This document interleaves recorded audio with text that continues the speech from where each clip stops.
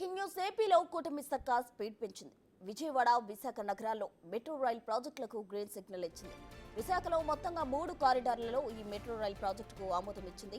Vizag steel plant నుంచి కొమ్మాదికి 34.4 కిలోమీటర్లు, గురుద్వార నుంచి ఓల్డ్ పోస్ట్ ఆఫీస్కు 5.08 కిలోమీటర్లు, తాడిచెట్లపాలెం నుంచి చినవాల్తెర్నకు 6.75 కిలోమీటర్లుగా నిర్మాణం చేసేందుకు అంగీకారం తెలిపింది.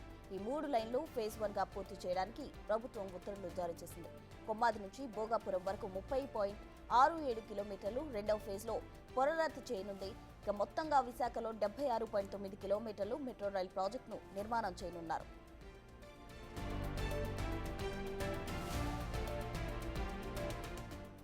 ఇక విజయవాడలో కూడా మెట్రో రైల్ ప్రాజెక్టుకు ప్రభుత్వం ఆమోదం తెలిపింది. 66.15 కిలోమీటర్లు మెట్రో రైల్ ప్రాజెక్టును చేపట్టనున్నారు.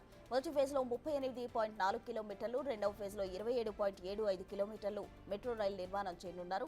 మొదటి ఫేజ్లో 1,152 కోట్ల రూపాయలతో భూసేకరణ చేయనుండగా 11,009 కోట్లతో మెట్రో రైల్ నిర్మాణం జరగనుంది. ఇక గన్నవరం నుంచి పండిట్ నెహ్రూ బస్టాండ్, పండిట్ నెహ్రూ బస్టాండ్ నుంచి పెనమలూరు, పండిట్ నెహ్రూ బస్టాండ్ నుంచి అమరావతికి ఇలా 3 కారిడార్లలో విజయవాడ మెట్రో రైల్ నిర్మాణం జరిపేందుకు సర్కార్ పచ్చజెండా ఊపింది.